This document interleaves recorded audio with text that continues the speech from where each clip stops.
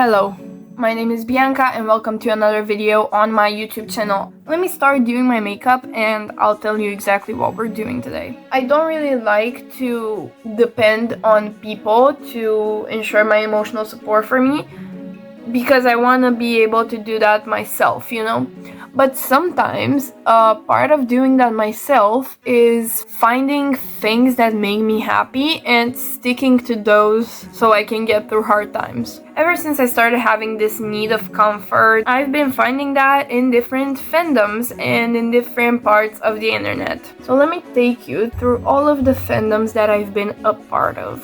And the best way to do this is chronologically. So I'll start with the age of 10. Another important thing before we get into it is that I have an older sister, and a lot of the things that she liked I also liked, so that explains a lot of these early fandoms that I've been a part of. So starting strong, at 10 years old I was going through my emo phase. Concerning as fuck, I know, but not gonna lie, I'm kinda happy that it stopped there and I didn't have to deal with that later in life. I kinda got that out of the way while it didn't really matter and people don't remember it much. Obviously, I couldn't have been part of I couldn't have gone through an emo phase without connecting it to something to love, because that's what puts you in an emo phase, usually the music, and that was Pierce the Veil for me.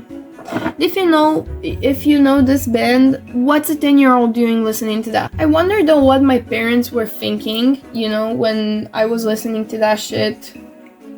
Like, your 10-year-old kid is listening to fucking screaming in a microphone and electric guitars. How do you feel about that, Moving on though, because I didn't stay in that phase for too long. Actually, it was too long. After I was done with that, I went into something that's not as intense, and that was my 5 Seconds of Summer phase. That I still feel like I've never gotten out of, because I still listen to them, but it was an obsession like nothing else. Luke Hemmings was my first love, and the 5 Seconds of Summer phase stayed with me for quite a long time, because I remember I even had a birthday cake one time for my 12th or 13th birthday party, and it had a huge picture of 5 Seconds of Summer on it. So that's how it was important. It was a big deal. And that's also around the time where I started having social media, because I don't think I had an Instagram or stuff like that for my emo phase, which is amazing because I shouldn't have come in contact with that fandom as a child. When I was obsessed with 5 Seconds of Summer, I just started having social media, so naturally I had to have a fan page, and I had a pretty good one. It was a pretty big fan page, and I remember when I just, I was over it. I was too old for that. You're never too old for 5 Seconds of Summer. I just gave it up to one of my followers to take care of it and do something good with the platform and the followers and all that, and they fucked up. They flopped real bad. 5 Seconds of Summer was also the beginning of my fanfiction journey. I tried writing a fanfiction once, but my dad found it. Dad borrowed my phone for something, and Wattpad was open when I was writing the chapter, and he was terrified and he just didn't say a word, and that's when I also stopped, because I realized this is bad. This cannot happen again. This is concerning. Your creative juices have flown too much. You can stop now. We know you're creative. Let's move on and never speak of this again. You don't have to express yourself in every way. Although I'm not sure how I went from Pierce the Veil to 5 Seconds of Summer, I do know exactly how I went from 5 Seconds of Summer to One Direction. And that is through a fanfiction that I will never forget. I don't know the name of, but I know the chapter, and it was Your Name or whatever her name was. I'm not sure. I wasn't reading the Your Name ones. I was reading the ones that had already pre-made characters. But the girl was basically singing with Luke Hemmings on the stage. and they were singing Rock Me by One Direction, and the YouTube video was linked at the top of the chapter, and I listened to that song and I was like, no fucking way, this is so good.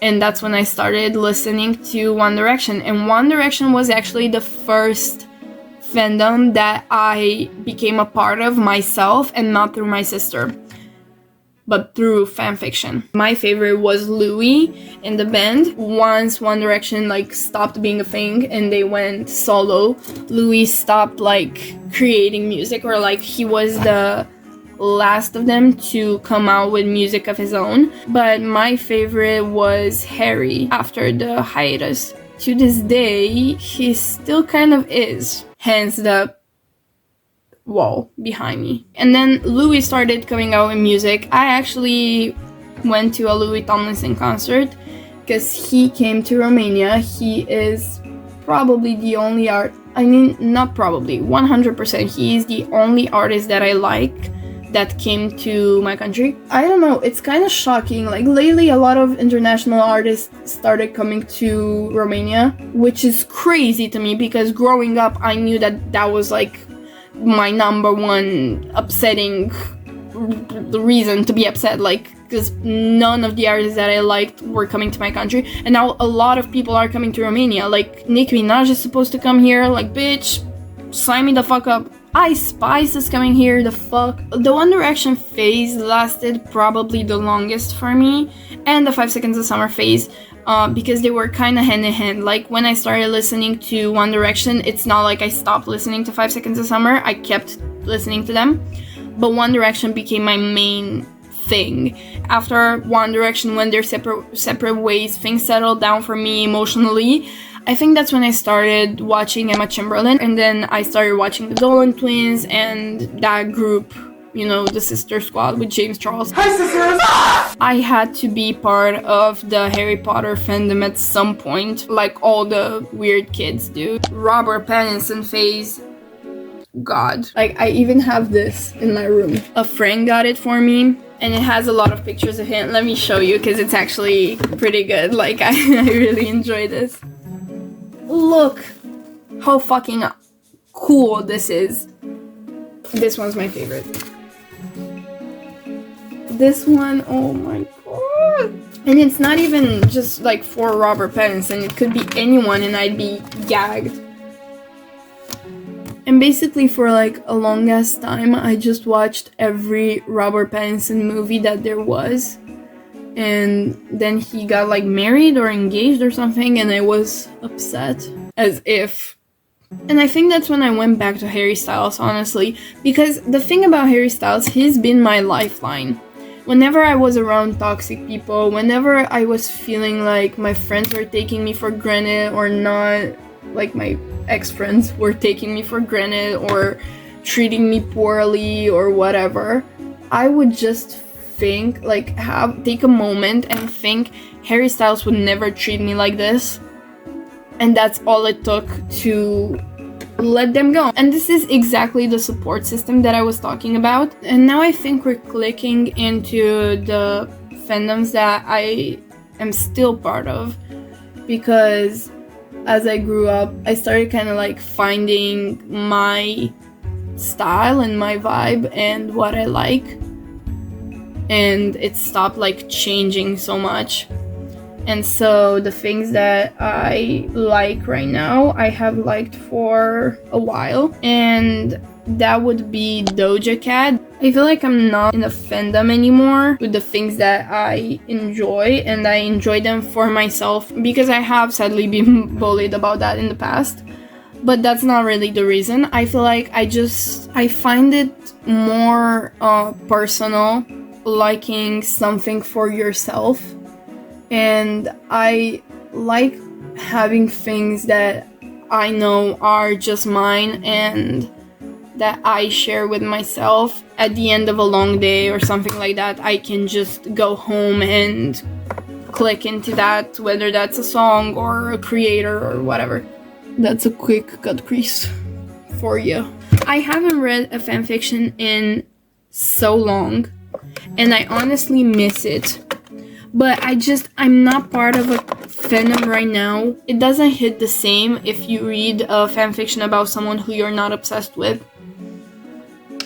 So I don't know what to do, honestly. Like, I'm struggling with this. You know what hurts even more? I don't even remember the last fanfiction that I read. This is the makeup look. This is honestly kind of like my go-to makeup look for parties and stuff like that. I don't know if you can follow this as a tutorial, but if you want, I'll make one.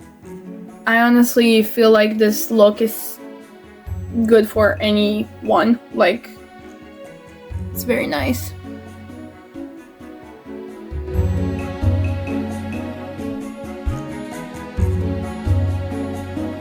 I feel like you just watched like a whole piece of my brain right now. I gave you a peek inside of my mind. I love you. Peace out. Bye.